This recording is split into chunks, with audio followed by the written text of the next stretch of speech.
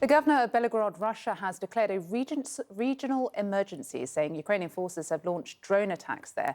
Russia claims its air defences shot down dozens of Ukrainian aircraft-type drones and 4 tactical missiles over Kursk.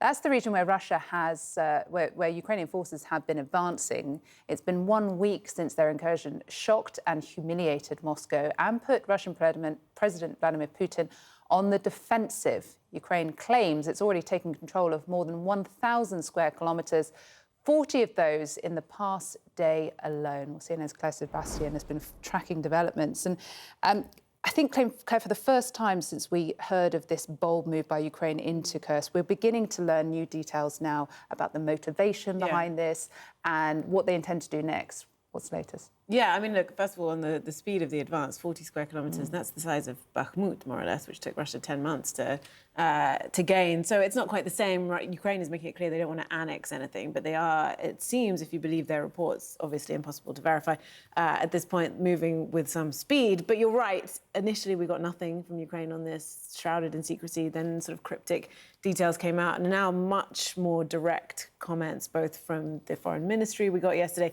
and from the president on why they're doing this. The foreign ministry is saying that the sooner Russia agrees to what they call a just peace, according to Ukraine's peace formula that it's laid out, the sooner the raids on Russian territory will stop. So it seems there is some kind of end game here. I think there's also a clear PR motive. This is coming in the context of waning Ukrainian morale when it comes to the war. And President Zelensky very much trying to leverage this moment here. Take a listen. All of us in Ukraine need to act as unitedly and effectively as we did in the first weeks and months of this war, when Ukraine seized the initiative and began turning the situation in favor of our state. We have done the same now. We have once again proven that in any situation, we Ukrainians are capable of achieving our objectives, of defending our interest and our independence. So he's comparing it to the beginning of the war, where, of course, we saw Ukraine really defy expectations and take back territory. And I just want to bring you, because another point that President Zelensky made in his speech on Tuesday was that his troops, he said, are, I quote, replenishing the exchange fund, essentially taking Russian prisoners of war. And we have this new video in this morning, which shows, you can see it there, a truck. This is a truck heading away from the Kursk region on the Ukrainian side of the border. It was filmed by AFP, and we've had to blur them out because it seems that they may be prisoners of war, but we believe Russian soldiers in the back of that truck who have been blindfolded. Zelensky is saying that, you know, everyone is being treated according to international law, but we have seen many, many exchanges of prisoners over the course of this war between Russia and Ukraine. The Russians on their side are reporting that they've taken some Ukrainians prisoners. So this is another part of what's happening here. All of this continues to be very humiliating for Vladimir Putin, especially videos like that. I mean, do we have any idea about how this is being viewed by the wider population in Russia, or indeed what they are being told? So we know what they're being told, for sure, because the propaganda has taken its cue very much from President Putin himself. We saw him come out earlier this week, prepared remarks to his, which we believe, by the way, because state media have showed that his notes were handwritten, that he basically wrote those remarks himself, that you know, he's calling this a terror attack, he's blaming the West, he's trying to sort of make it clear that it's isolated to these few regions. All of the sort of human interest stories are now creeping through on Russian media. They're not so much talking about the military movements, and he's trying to claim that he's back in control. And so that's what the Russian people are being told. And we see the chief propagandists who do these sort of influential nightly news shows pick this up and, you know, threaten revenge and make it sort of thinly veiled threats towards the West. So that's what the Russian people are hearing. In terms of how they actually feel, you know, I think it varies. I've spoken to people who say that this was a huge surprise, that they're not sure what to make of it at this point, that it is potentially a problem for Putin, but it's one that through this control of information, he is clearly trying to manage. Yeah, 120,000 now fled the region in Kursk, and that's undeniable, isn't it? Claire, thank you. Jill Doherty is an adjunct professor at Georgetown University and is CNN's former Moscow bureau chief. She joins me now from Washington. Always a pleasure to have you with us. Thanks, Rosemary. So as Ukraine pushes deeper into Russia, taking more territory, President Putin is withdrawing some of his military forces from Ukraine to respond to this audacious offensive into his country. How are the Russian people responding to this news, particularly those directly affected who, of course, have had to evacuate their homes? Well, if you look at the video that's coming out, social media, et cetera, the people who are being taken from their homes and evacuated are really feeling abandoned by Moscow. And you can understand why. They're saying that there was no notice that this was going to happen. They were not warned, and that they actually weren't being taken out. It appears that now some of them are. But I think you'd have to say for the people in that region who have really gone through quite a lot compared to other Russians in Moscow and other places, this is really, really a blow. And it's unclear where it's all headed. It appears that Ukraine, as you said, continues to take territory. And Russian news outlets are admitting that Ukrainian troops have had some success with this incursion. So how humiliating has this been for President Putin after vowing to protect his people? And how might this change the way the Russian people view him? You know, I don't think on the last part of the question that we really know. This is very early, and we really don't know exactly where all of this is headed. Why did Ukraine actually want to do this? There are a lot of theories.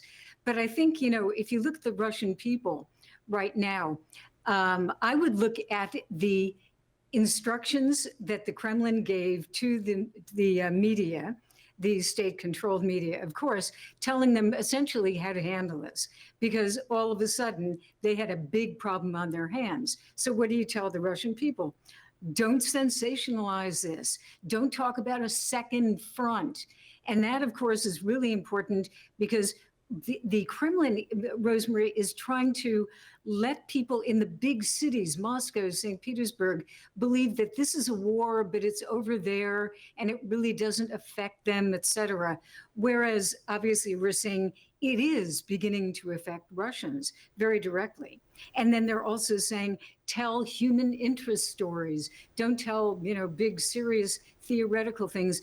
Go for the human stories of people who've been killed or injured.